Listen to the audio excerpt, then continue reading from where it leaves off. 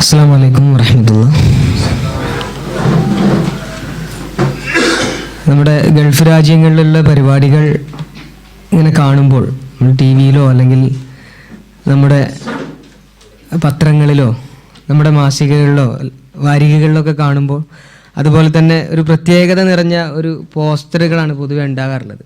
അപ്പോൾ ഇന്നും ഇപ്പോൾ ഓതാം, പാടാം, ഒത്തുകൂടാം എന്നൊക്കെ പറഞ്ഞിട്ടൊരു പ്രത്യേക രൂപത്തിലുള്ള ഡിസൈനൊക്കെ ചെയ്തിട്ട് അതിൻ്റെ ഒരു ഭാഗമാവാൻ കഴിഞ്ഞതിൽ സന്തോഷമുണ്ട്. അൽഹംദുലില്ലാഹ്.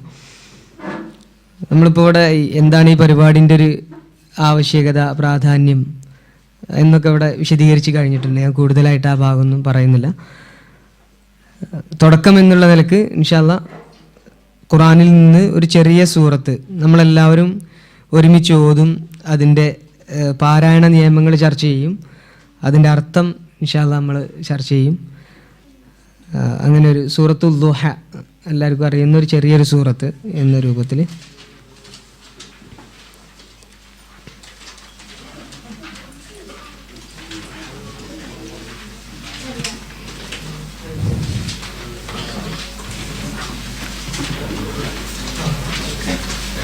ഖുർആന് പല രൂപത്തിൽ ശരിക്കും ഖുർആനെ നമുക്ക് ആസ്വദിക്കാൻ കഴിയും. ഒരു പക്ഷേ കേവല പാരായണം കൊണ്ട് തന്നെ ചിലപ്പോൾ നമുക്ക് ഖുർആൻ വളരെ ആസ്വാദനം നിറഞ്ഞതായി തോന്നും. ഞാൻ ആദ്യം ഈ സൂറത്തൊന്ന് പാരായണം ചെയ്യാം, ഒന്ന് കേട്ടു നോക്കാം ഇൻഷാ അല്ലാഹ്. തജ്വീദിൻ്റെ നിയമങ്ങളൊക്കെ എന്തൊക്കെയാണ് വരുന്നത് എന്നുള്ളത് ആദ്യം നമുക്ക് കേട്ടു നോക്കാം. അഊദു ബില്ലാഹി മിനശ് ശൈത്വാനിർ റജീം. بسم الله الرحمن الرحيم.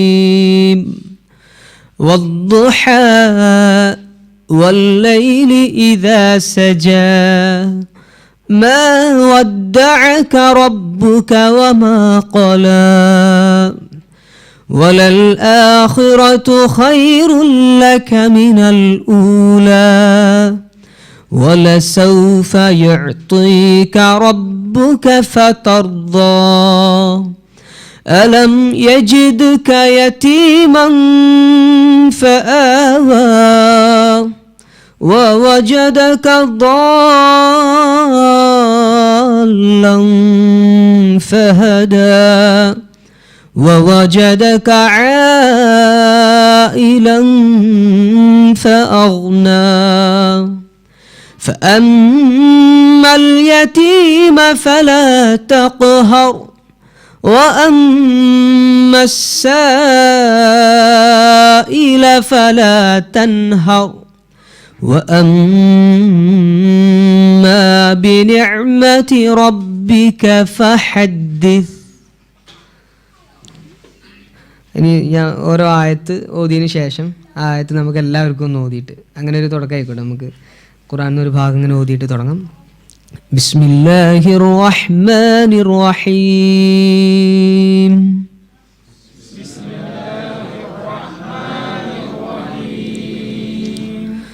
വദ്ദുഹാ വദ്ദുഹാ. അപ്പോൾ തജ്വീദിൻ്റെ തുടക്കം എന്നുള്ളത് ശരിക്ക് അലി റളിയല്ലാഹു അൻഹു ഒക്കെ പറഞ്ഞിട്ടുള്ളത് പോലെ തജ്വീദിൻ്റെ നിർവചനത്തിൽ പറഞ്ഞിട്ടുള്ളത് മഅരിഫത്തുൽ വുഖൂഫ്, നിർത്തുന്ന സ്ഥലം അറിയുന്നതും അതുപോലെ തന്നെ മഖാരിജുൽ ഹുറൂഫും, അക്ഷരങ്ങൾ എവിടെ നിന്നാണ് പുറപ്പെടുന്നത് എന്നുള്ളൊരു പ്രധാനപ്പെട്ടൊരു ഒന്നാമത്തെ പ്രാഥമികമായ സ്റ്റെപ്പ് അതാണല്ലോ. അപ്പോൾ പൊതുവേ അറബി ഭാഷയ്ക്ക് ഒരക്ഷരം കൊണ്ടുണ്ടാവുന്നൊരു പേരുണ്ട്. ഏതാണ് ആ പേര്?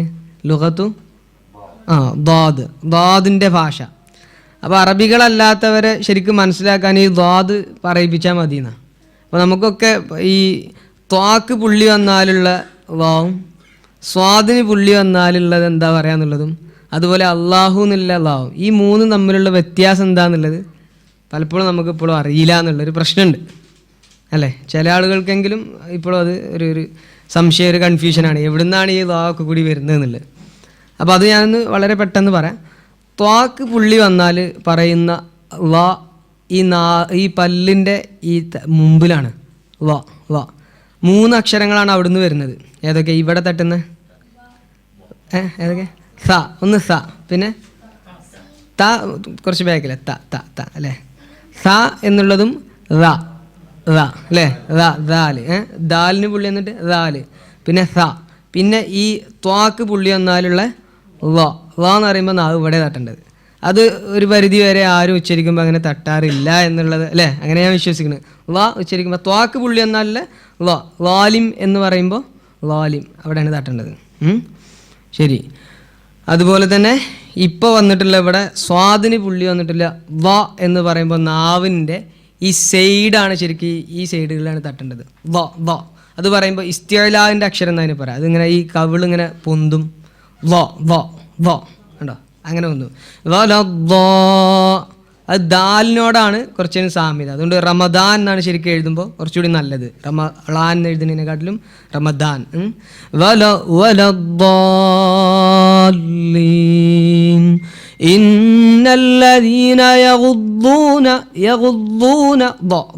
അത് ശരിയാവണമെങ്കിൽ കുറച്ച് പ്രാക്ടീസ് ചെയ്തിട്ട് ഉണ്ടാക്കണം. അപ്പോൾ കണ്ടോ, അപ്പോൾ വല്ലുഹ എന്നല്ല വല്ലുഹ. അള്ളാഹു എന്നുള്ളത് ഉച്ചരിക്കുമ്പോൾ ഈ നാവിൻ്റെ ഈ പല്ലിൻ്റെ തൊട്ട് ബാക്കിലായിട്ട് അള്ളാഹു അങ്ങനെ. അപ്പോൾ ഈ മൂന്നും തമ്മിലുള്ളൊരു വ്യത്യാസം ബേസിക്കലി നമ്മൾ തജ്വീദിൻ്റെ ഫസ്റ്റ് സ്റ്റെപ്പ് എന്നുള്ള രൂപത്തിൽ ഈ ഉച്ചാരണം, ഈ അക്ഷരങ്ങൾ പുറപ്പെടുന്ന സ്ഥലം നമ്മൾ അറിയണം. അപ്പോൾ എല്ലാവരും കൂടി ഒന്നുകൂടി എഴുതാം. ബിസ്മില്ലാഹിർ റഹ്മാനിർ റഹീം.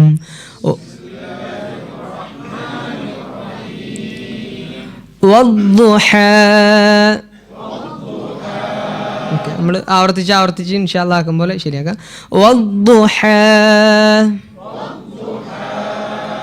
വല്ലൈലി ഇദാ സജാ. അപ്പോൾ അവിടെ ദാ വന്നു. ദാ അപ്പോൾ എവിടെയാണ് തട്ടേണ്ടത്? നാവ് പല്ലിൻ്റെ. വല്ലൈലി ഇദാ സജാ.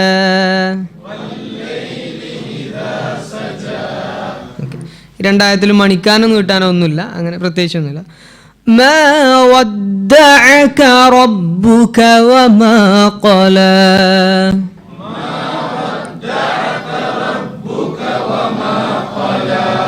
ഓക്കെ, ഖാഫ് ഈ അക്ഷരങ്ങളൊക്കെയാണ്. വേറെ പ്രത്യേകിച്ച് നിയമങ്ങൾ നമുക്ക് പഠിക്കേണ്ട നിയമങ്ങളൊന്നും ഇല്ല. ഈ മൂന്നായത്തോടെ ഒരുമിച്ച് എല്ലാവരും ആദ്യം മുതൽ ബിസ്മില്ലാഹിർ റഹ്മാനിർ റഹീം. الرحمن الرحيم والضحى والليل إذا سجى ما ودعك ربك وما قلى وللآخرة خير لك من الأولى.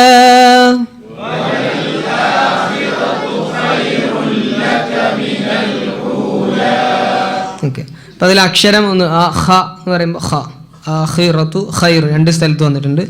പിന്നെ അതുപോലെ ഖൈറുൻ ലക എന്നുള്ളത് കൂട്ടിയിട്ട് മണിക്കാതെ ഇദ്ഗാമുൻ ബിലാ ഗുന്ന എന്നാണ് തജ്വീദിന്റെ നിയമം. പറയാം ഖൈറുൻ ലക എന്നുള്ള ഖൈറുൻ എന്ന് കേൾക്കാതെ, നൂന് കേൾക്കാതെ ഖൈറുൽ ലക അങ്ങനെ കൂട്ടിയിട്ട് വരണം.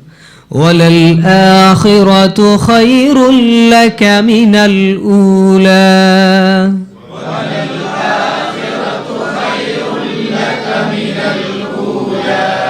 ശരി. وَلَسَوْفَ يُعْطِيكَ رَبُّكَ فَتَرْضَى.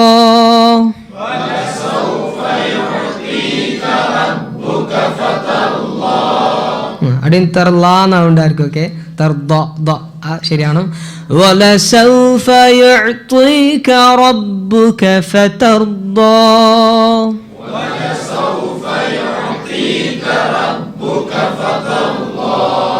ശരി, അതിലും പ്രത്യേകിച്ച് നിയമങ്ങളൊന്നും വേറെ ഒന്നും വരുന്നില്ല. ഒന്ന് ആദ്യം മുതൽ എല്ലാവരും കൂടി ബിസ്മില്ലാഹിർ റഹ്മാനിർ റഹീം വദ്ദുഹാ والليل إذا سجى ما ودعك ربك وما قلى وللآخرة خير لك من الأولى ولسوف يعطيك ربك فترضى. അതിൽ ഫതർദ എന്നുള്ളതിന് മദ് കൊടുത്തിട്ടുണ്ടാവും. അത് അടുത്ത ആയത്തായിട്ട് കൂട്ടി ഓതുമ്പോഴാണ് അങ്ങനെ മദ് മുൻഫസിലായി മാറുന്നത്. ശരി. അലം യജിദ്ക യതീമൻ ഫആവാ.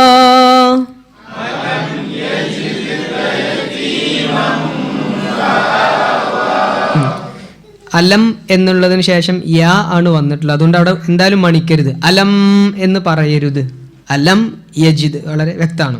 അതുപോലെ യജിദ്ക എന്നാണ്. അവിടെ ചിലരൊക്കെ ഒതും യജിദിക്ക എന്നായി പോകുന്നുണ്ട്. യജിദ്ക ചിലർ ഓതുമ്പോൾ അലം യജിദിക്ക എന്നായി പോകും. അപ്പോൾ അലം യജിദ്ക, യജിദ്ക ശരി. അതുപോലെ യതീമൻ എന്നവിടെ മണിക്കാനുണ്ട്. യതീമൻ എന്നല്ല, യതീമൻ എന്നാ പറയേണ്ടത്. ഇഖ്ഫാഉൻ ബിഗുന്ന എന്നാണ് നിയമത്തിൻ്റെ പേര്. നിയമം ഒന്നും കൂടുതലായിട്ട് നമ്മൾ പറയുന്നില്ല, നമ്മൾ പ്രാക്ടിക്കലായിട്ട് അത് ആ നിയമം ഒന്ന് പാലിച്ചുകൊണ്ട് ഓതുക, അത്ര മാത്രമേ ചെയ്യുന്നുള്ളൂ. അലം യജിദ്ക യതീമൻ ഫആവാ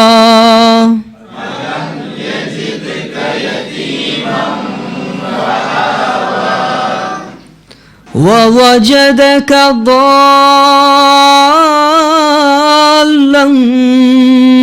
فهدى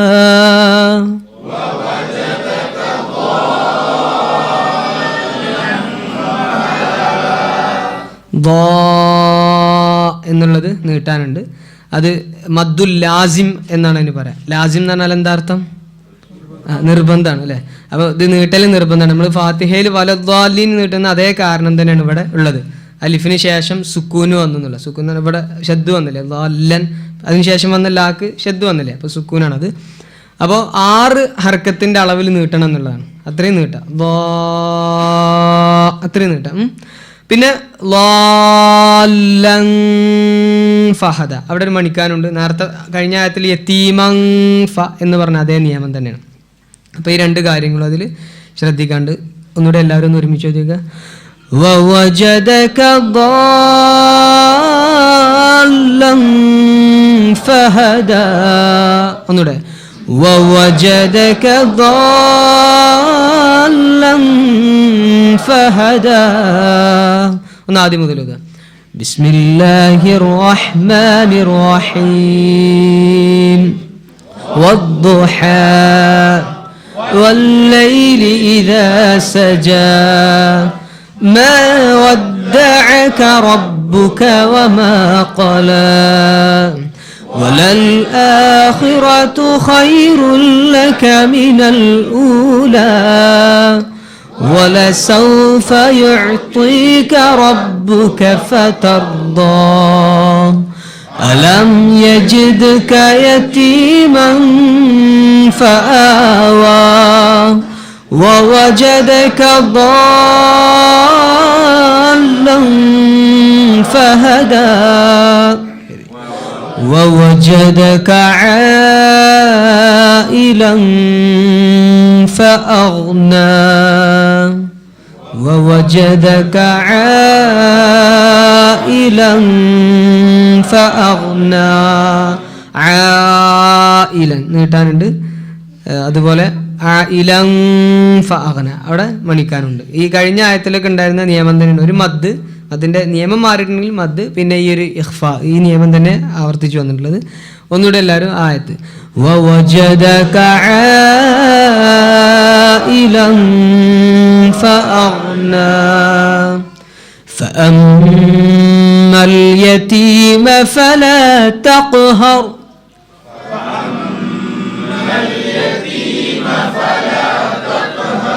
അപ്പം മീമും നൂനും ഈ 2 അക്ഷരത്തിന് മാത്രമാണ് ഷദ്ദ് വന്നാൽ ഇങ്ങനെ കൂടുതൽ മണിക്കാനുള്ളത്. മീമും നൂനും.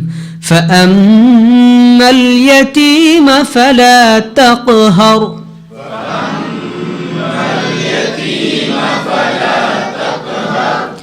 وأما السائل فلا تنهر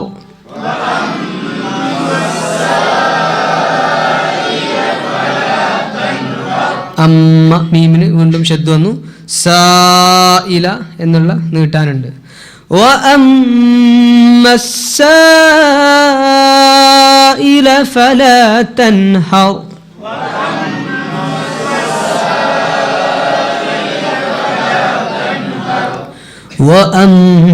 وأما بنعمة ربك فحدث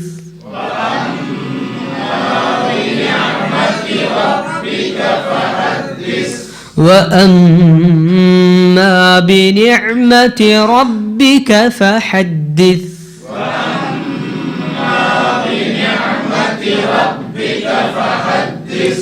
മീമിന് ശബ്ദം വന്നിട്ടുണ്ട്.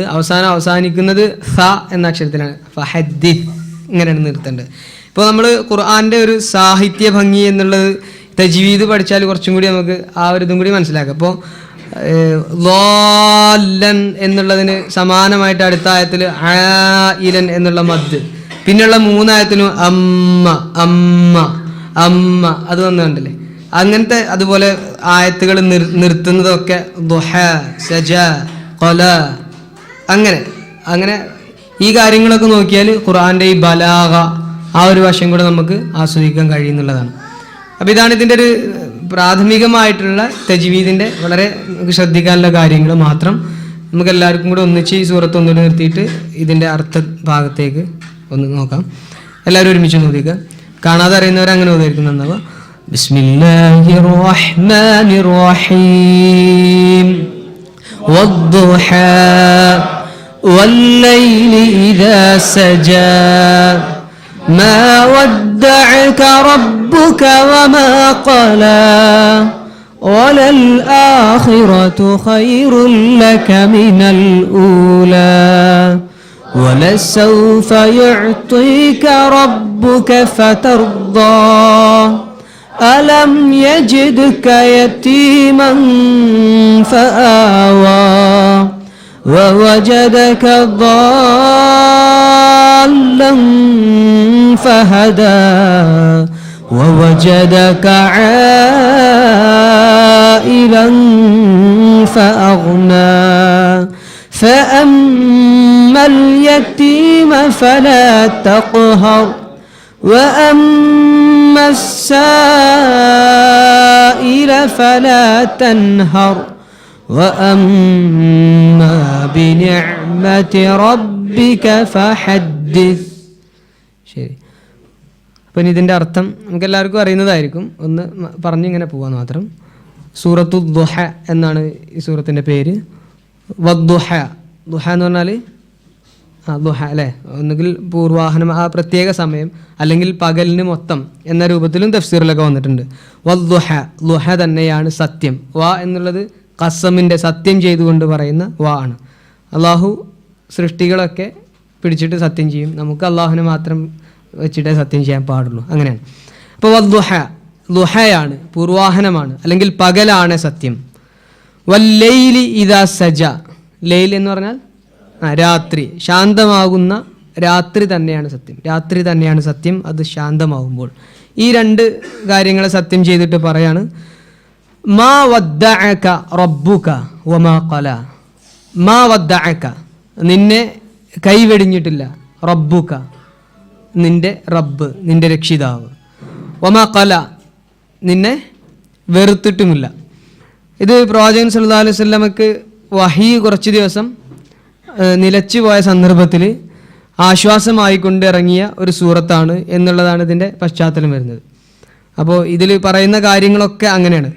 ഇത് പ്രവാചകൻ മുഹമ്മദ് മുസ്തഫ സല്ലല്ലാഹു അലൈഹി വസല്ലമക്ക് തൻ്റെ ജീവിതത്തിൽ ഒരുപാട് ആശ്വാസം നൽകുന്ന സൂറത്താണ് എന്നതുപോലെ തന്നെ നമുക്കും ഒരു പ്രയാസങ്ങളൊക്കെ അനുഭവിക്കുന്ന സന്ദർഭത്തിൽ ഇതിൻ്റെ അർത്ഥം ഉൾക്കൊണ്ട് നമ്മൾ പാരായണം ചെയ്യുമ്പോൾ ഒരാശ്വാസം ഉണ്ടാവുന്നു എന്നുള്ളത് നമുക്ക് പരിശോധിക്കേണ്ട ഒരു കാര്യമാണ്, ഒരു സത്യമാണ്. അങ്ങനെ നമുക്ക് അങ്ങനെ ആസ്വദിക്കാൻ കഴിയുന്നുണ്ടോ എന്നുള്ളത് നമ്മളെല്ലാവരും ഒന്ന് നോക്കുക. മാ വദ്ദഅക റബ്ബുക വമാ ഖല, നിന്റെ നാഥൻ നിന്നെ കൈവിടിഞ്ഞിട്ടില്ല, നിന്നെ വെറുത്തിട്ടുമില്ല. ഇനി പറയാം വലൽ ആഖിറത്തു ഖൈറുൽ ലക മിനൽ ഊല, തീർച്ചയായും ആഖിറത്ത്, ആഖിറത്ത് എന്ന് പറഞ്ഞാൽ അവസാനം അല്ലെങ്കിൽ പരലോകം, ഈ രണ്ടർത്ഥത്തിലും. വലൽ ആഖിറത്തു ഖൈറുൻ ലക മിനൽ ഊല, ആദ്യത്തേതിൽ നിന്ന് നിനക്ക് ഏറ്റവും ഉത്തമമായിട്ടുള്ളത് അവസാനത്തേതാണ്.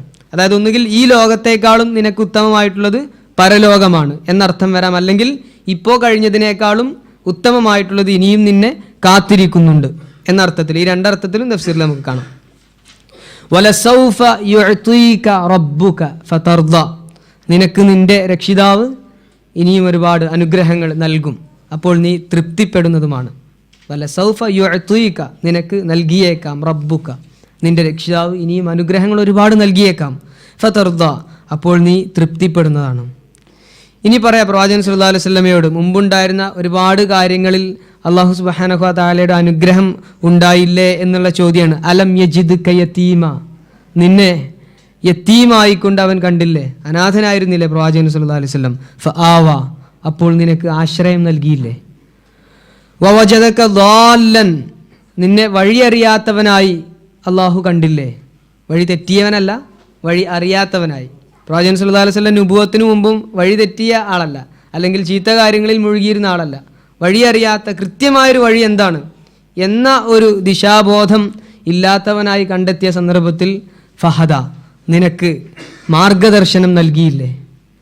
വവജദക ആയിലൻ ഫഅഗ്ന, നിന്നെ ദരിദ്രനായി കണ്ട സന്ദർഭത്തിൽ നിനക്ക് അവൻ ഐശ്വര്യം നൽകുകയും ചെയ്തില്ലേ. ഇതൊക്കെ വിശദീകരിക്കാൻ ഒരുപാടുണ്ട്. പ്രവാചകൻ സല്ലല്ലാഹു അലൈഹി വസല്ലമയുടെ ജീവിതം, അല്ലേ, ഖദീജ ബീവിൻ്റെ കല്യാണം, അങ്ങനെ ഒരുപാട് സന്ദർഭങ്ങൾ വിശദീകരിക്കാനൊന്നും കടക്കുന്നില്ല. ദരിദ്രനായി കണ്ട സന്ദർഭത്തിൽ നിന്നെ അവൻ ഐശ്വര്യം നൽകി അനുഗ്രഹിച്ചില്ലേ. ഇങ്ങനെയൊക്കെ പറഞ്ഞതിന് ശേഷം പറയാം ഫഅമ്മൽ യതീമ ഫലാ തഖ്ഹർ. നേരത്തെ പ്രവാചകൻ സല്ലല്ലാഹു അലൈഹി വസല്ലം അലം യജിക യതീമൻ, യതീമായിരുന്നു.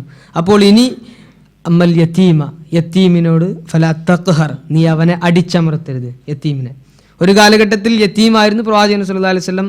ആ അവസ്ഥയിൽ നിന്ന് ആശ്രയം നൽകിയ അള്ളാഹു പറയാണ്, യതീമിനെ നീ അടിച്ചമർത്തരുത്. വ അമ്മസ്സായില ഫലാ തൻഹർ, ചോദിച്ചു വരുന്നവനെ നീ വിരട്ടി ഓടിക്കുകയും ചെയ്യരുത്.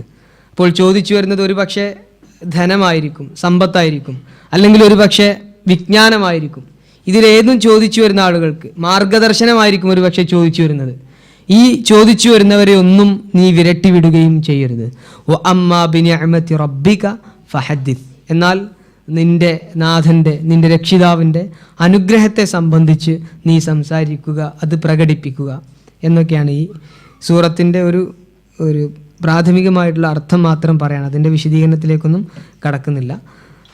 അപ്പോൾ നമുക്ക് ഖുർആന് ഒരു സൂറത്തും കൂടെ നമുക്ക് എന്താണ് പാട്ടിലേക്ക് കടക്കുന്നതിന് മുമ്പ്, അപ്പോൾ നമുക്ക് സൂറത്ത് മറിയം, ഞാനൊരു ഖുർആൻ കേട്ടുകൊണ്ട് അതിൻ്റെ ഒരു ആസ്വാദനം എന്നുള്ള രൂപത്തിൽ സൂറത്ത് മറിയം,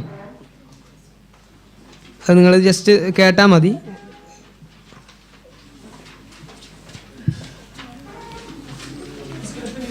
ഓക്കെ. അപ്പോൾ നിസ്കാരം വരെ നമുക്ക് ഖുർആനിൻ്റെ ഈ ഭാഗം ആക്കാം. നിസ്കാരത്തിന് ശേഷം ആണെങ്കിൽ പാട്ടിൻ്റെ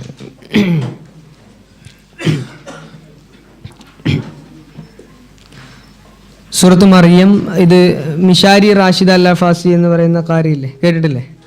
ഇപ്പോൾ നമ്മൾ ആദ്യമൊക്കെ കാസറ്റൊക്കെ ഉണ്ടായിരുന്ന കാലഘട്ടത്തിൽ ഒരുപാട് കാലം അയ്യൂബായിരുന്നു, ഖാരി അയ്യൂബായിരുന്നു. പിന്നീട് അതുപോലെ അബ്ദുറഹ്മാൻ സുദൈസ് ആയിരുന്നു. അങ്ങനെ ഓരോ കാലഘട്ടത്തിലും അബ്ദുൽ ബാസിത്ത് ഉണ്ടായിരുന്നൊരു കാലഘട്ടം ഉണ്ടായിരുന്നു. ഇപ്പോൾ കൂടുതൽ മിഷാരി റാഷിദ് അൽ ഫാസിയാണ് നമ്മളൊക്കെ മൊബൈലിലൊക്കെ കൂടുതൽ കേട്ടുവരുന്നത്. കുവൈത്ത് പള്ളിയിലെ ഇമാമാണ്. അപ്പോൾ അദ്ദേഹം ഓതുന്ന രൂപത്തിൽ ഈ ആദ്യത്തെ പേജ് മാത്രം, സൂറത്ത് മറിയമിൻ്റെ ആദ്യത്തെ പേജ് മാത്രം ഓതാനുള്ള ഒരു ശ്രമം. അഊദു ബില്ലാഹി മിനശ് ശൈത്വാനിർ റജീം. ബിസ്മില്ലാഹിർ റഹ്മാനിർ റഹീം. കാഫ് ഹാ യാ ഐൻ സാദ്. ذكر رحمة ربك عبده زكريا إذ نادى ربه نداء خفيا قال رب إني وهن العظم مني واشتعل الرأس شيبا ولم أكن بدعاء رب شقيا وإني خفت الموالي من ورائي وكانت امرأتي عاقرا فهب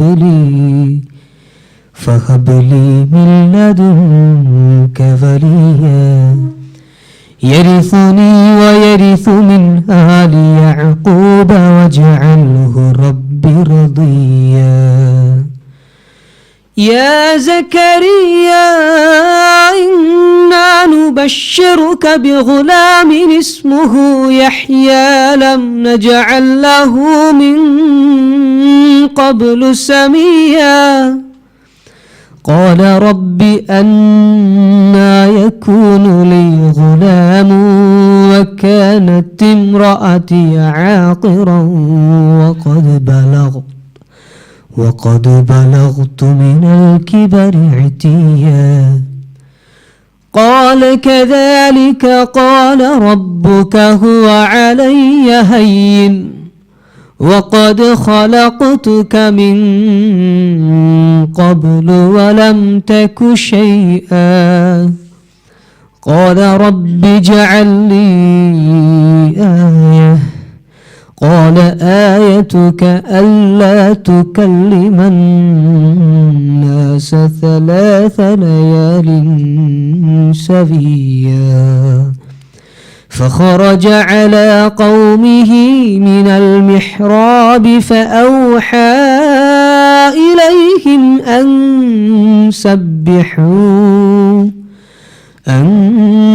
سبحوا بكرة وعشيا.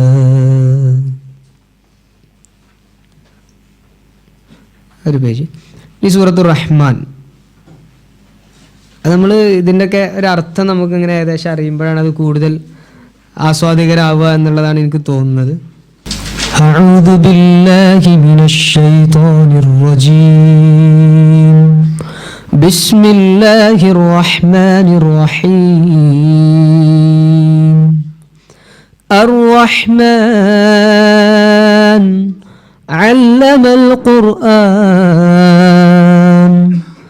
خلق الإنسان علمه البيان الشمس والقمر بحسبان والنجم والشجر يسجدان والسماء رفعها ووضع الميزان ألا تطغوا في الميزان وأقيموا الوزن بالقسط ولا تخسروا الميزان والأرض وضعها للأنام فيها فاكهة والنخل ذات الأكمام والحب ذو العصف والريحان فبأي آلاء ربكما تكذبان خلق الإنسان من صلصال كالفخار وخلق الجان من مارج من نار فبأي آلاء ربكما تكذبان. മതി. ഈ സൂറത്തിൻ്റെ മാത്രമല്ല, ഖുർആൻ അടച്ചേക്കാം. ഖുർആൻ മുഴുവനായിട്ട് 114 സൂറത്തും മലയാളത്തിലേക്ക് കവിതാ രൂപത്തിൽ അതിൻ്റെ പരിഭാഷപ്പെടുത്തിയിട്ടുണ്ട് കെ രാഘവൻ നായർ എന്ന് പറഞ്ഞിട്ടുള്ളതാണ്. അപ്പോൾ അദ്ദേഹത്തിൻ്റെ ഈ സൂറത്തുർ റഹ്മാൻ്റെ മലയാളത്തിൽ അതിൻ്റെ കറക്റ്റ് പരിഭാഷ എന്ന് നമുക്ക് പറയാൻ കഴിയില്ല. അത് ഖുർആനിന് ശരിക്കും പരിഭാഷ അല്ല. അതിൻ്റെ എങ്ങനെയാണ് പറയൽ, തർജിമത്തു മആനിൽ ഖുർആൻ, ഖുർആനിൻ്റെ ആശയ വിവർത്തനം എന്നേ നമുക്ക് പറയാൻ കഴിയുള്ളൂ.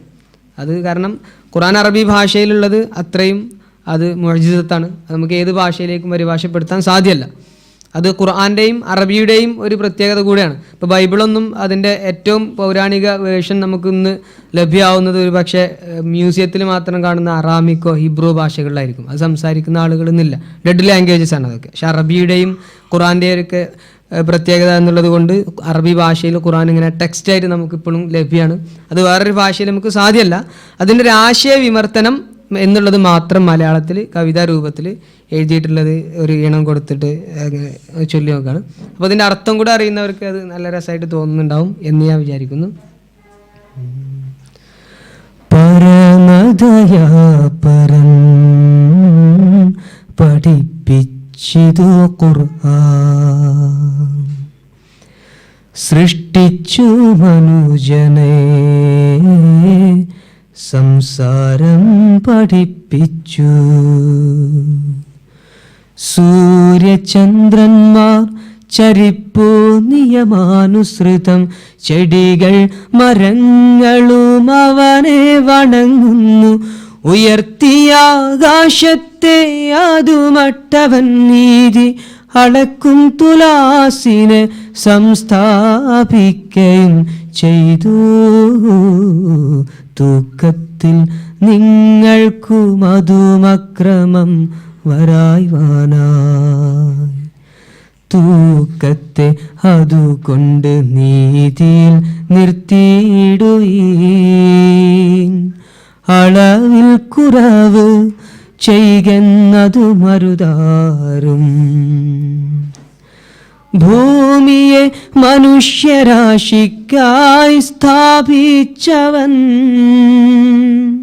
കായ്ക്കനികൾ കൂമ്പേന്തുന്നൊരീന്ത പനകളും, ഭൂമിയുള്ളൊരു ധാന്യം സുഗന്ധ ചെടികളും. അങ്ങനെ ഇരിക്കവേ നാഥന്റെ അനുഗ്രഹ വൃന്ദത്തിലേതും നിനെ നിഷേധിച്ചിടും നിങ്ങൾ, നിഷേധിച്ചിടും നിങ്ങൾ. മൺപാത്രം പോലെ നാദമുള്ളൊരു കളിമണ്ണിൽ നിന്നവൻ മനുജനെ സൃഷ്ടിച്ചു.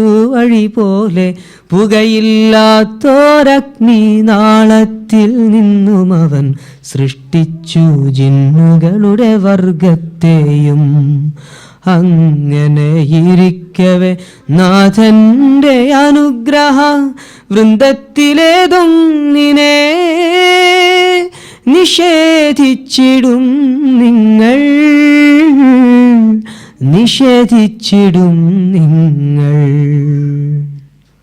ഇത്രയാണ് നമ്മളിപ്പോൾ ഇതുവരെ ഓതിയ ഭാഗത്തിൻ്റെ ഒരു മലയാളത്തിലുള്ള ഈ ആശയം എന്ന് പറഞ്ഞാൽ നമുക്ക് അങ്ങനെ ഇരിക്കും. അങ്ങനെ ഇരിക്കവേ നാഥന്റെ അനുഗ്രഹ വൃന്ദത്തിലേതും നിനെ നിഷേധിച്ചിടും നിങ്ങൾ, നിഷേധിച്ചിടും നിങ്ങൾ. ഫബി ഐ ആലായി റബ്ബിക്കുമ തുകദ്ദിബാൻ. അപ്പോൾ അതാണ് അങ്ങനെ. അത് മുഴുവനായിട്ട് അദ്ദേഹം എഴുതിയിട്ടുണ്ട്. എഴുതിയിട്ട് മാത്രമേ ഉള്ളൂ. അതിൻ്റെ ഈണം നമ്മളിങ്ങനെ കൊടുത്താലേ നമുക്കിനി, ഇതിപ്പോൾ ഞാനിങ്ങനെ ഇരുന്നിങ്ങനെ ഒരു ഈണം ഇങ്ങനെ കൊടുത്തതാണ്.